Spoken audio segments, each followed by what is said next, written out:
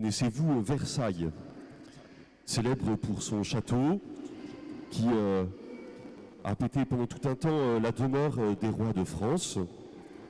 Donc on peut imaginer voilà, ce grand bâtiment avec un certain luxe et qui était fait pour impressionner à la fois ceux qui travaillaient avec le roi et ceux qui étaient invités par le roi et tous ceux qui passaient.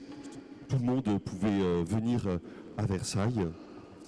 Il y avait une certaine forme de grandeur et on pourrait même dire de domination qui était voulue par cette œuvre architecturale. Est-ce que le Seigneur a un palais aussi beau que celui du roi Louis XIV ou d'autres? Est-ce que... alors, donc la question est, du coup, quel est le palais que le Christ, roi de l'univers, veut? Où est-ce qu'il veut habiter, le Christ, roi de l'univers? À Versailles? Non, il veut habiter où? Dans nos cœurs. Le palais que le Seigneur veut, pour lui, c'est notre cœur. Nous avons vu ça avec les enfants de la catéchèse, mercredi, en parlant déjà sur cette fête du Christ roi, en lisant cet évangile. Et nous avons dit, mais où est-ce que le Seigneur veut faire sa demeure? C'est dans notre cœur. Et on pourrait se dire, mais alors, est-ce que cette demeure est digne de ce roi de l'univers? D'abord, notre cœur, c'est lui qui l'a créé. Donc, il voulait y demeurer, donc il sait la beauté de notre être. Et après, c'est à nous aussi de choisir ce qui est bon pour le Seigneur, pour pouvoir l'accueillir. Nous sommes tous invités à être le temple de Dieu. Le roi Louis XIV, en construisant Versailles, à la fin de sa vie, a décidé de construire une chapelle à Versailles. Et la particularité de cette chapelle, c'est qu'elle est plus haute, c'est ce qui domine tout le château. Elle est plus haute que le château. Et au sommet de cette chapelle, il y a une croix. Finalement, ce qui domine Versailles, c'est la croix du Christ. Et cela va rejoindre cet évangile que nous avons entendu.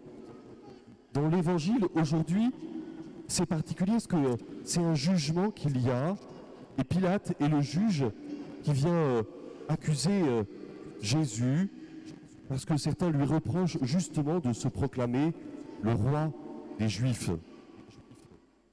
Et en même temps, quel est son palais? Quelle est son armée? Quel est son pouvoir? Pour beaucoup, il y a une concurrence qui remet en cause l'autorité en place. Et alors, ils accusent Jésus. Jésus est devant Pilate. Es-tu le roi des Juifs? Alors nous, on pourrait répondre, mais oui, c'est le roi des Juifs et le roi de l'univers, mais il ne vient pas régner à la manière d'un roi dans un palais luxueux. Il veut régner dans nos cœurs, puisque c'est un mystère d'amour pour chacun d'entre nous. Alors nous sommes invités à disposer notre cœur pour recevoir le roi de l'univers. Pilate est très désarçonné par rapport aux réponses que Jésus lui donne. Et Pilate a du mal à accepter que Jésus puisse avoir une place, de lui donner une place particulière. Et en fait, il ne prend pas de décision, ou plutôt il va faire fouetter Jésus et laisser Jésus aux mains des grands prêtres pour qu'il soit crucifié comme le crie la foule. Jésus qui voulait régner dans les cœurs, faire une alliance particulière avec chacun dans l'amour, est rejeté, il est crucifié et condamné. Et il meurt sur la croix. Et cette croix devient le trône de gloire du Christ, car c'est le lieu où son amour est exprimé de manière particulière. En fait, il n'y a pas de signe de domination, mais plutôt un signe d'amour donné jusqu'au bout. La mort du Christ n'est bien sûr pas la fin de l'histoire. Le Christ ressuscite. Car le pouvoir de Dieu, c'est le pouvoir de la vie. Et alors, on pourrait dire, mais la mort, justement, n'aura pas le dernier mot. Et le Christ va ressusciter parce que Dieu a le pouvoir de la vie. Est-ce que Pilate a le pouvoir de la vie? Est-ce que Pilate a le pouvoir de la vie? Non. Alors comme Pilate n'a pas le pouvoir de la vie, et beaucoup n'ont pas le pouvoir de la vie, nous n'avons pas le pouvoir de la vie, dans une forme de jalousie, ils vont transformer ce qu'ils n'ont pas en pouvoir de mort. Car finalement, Pilate va condamner Jésus. Et il pense que son autorité s'exerce justement en condamnant un juste, en le mettant à mort. Dieu est du côté de la vie, et si nous refusons d'accepter Dieu qui est l'auteur de la vie, alors il y a quelque chose qui peut glisser vers la mort, et vers même le pouvoir de donner la mort.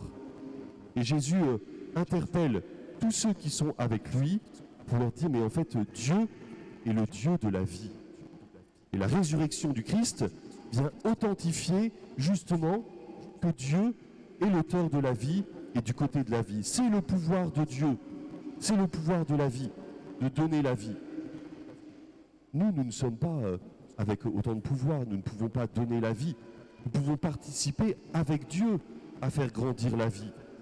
Et nous avons justement peut-être d'abord à reconnaître d'où vient la vie, Dieu qui est l'auteur de la vie, de reconnaître que nous pouvons participer à faire grandir cette vie, mais que nous pouvons aussi quelquefois choisir de ne pas participer à cette œuvre de vie et donc conduire à la mort. Et alors il faut rechoisir le Christ comme le roi de la vie. Le pouvoir de Dieu, c'est le pouvoir de la vie. Et il veut, cette vie, pour chacun de nous, une vie en abondance.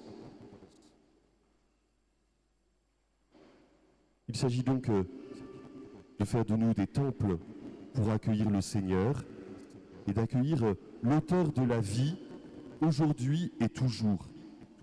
Puis peut-être la dernière chose, c'est l'attitude du Christ comme roi. Il interpelle un moment ses disciples en leur disant « Ceux qu'on regarde comme les chefs des nations les tiennent sous leur pouvoir et les grands sous leur domination. Il n'en sera pas ainsi parmi vous. Au contraire, si quelqu'un veut être grand parmi vous, qu'il soit votre serviteur. Si quelqu'un veut être le premier parmi vous, qu'il soit l'esclave de tous. Car le Fils de l'homme est venu non pour être servi, mais pour servir et donner sa vie en rançon pour la multitude. Le Fils de l'homme est venu pour servir et donner sa vie. Voilà notre roi, voilà le Christ, roi de l'univers. Voici comment il agit, par le service et par donner sa vie, pour que les autres puissent être vivants.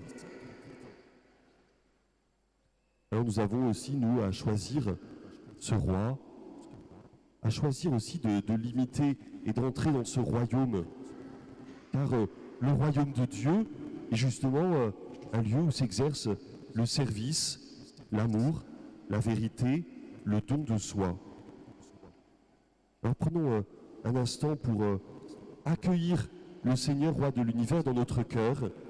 C'est là qu'il veut faire sa demeure, et cette demeure est magnifique si nous faisons de la place pour Dieu.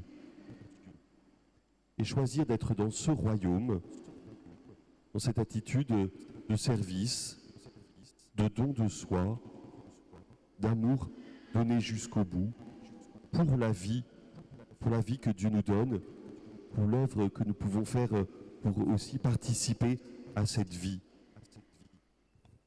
On peut fermer les yeux. Et Seigneur, béni sois-tu, toi qui es le roi de l'univers et qui veux faire en nous ta demeure. Seigneur, je veux t'accueillir dans mon cœur et participer à l'œuvre de ton royaume. pour que la vie grandisse dans un esprit de service, d'amour, de vérité, de don de soi. C'est toi qui nous montres l'exemple, c'est toi qui as tout donné et qui donne tout pour que nous ayons la vie et la vie en abondance. Seigneur, c'est toi notre roi, bienvenue et gloire à toi. Amen.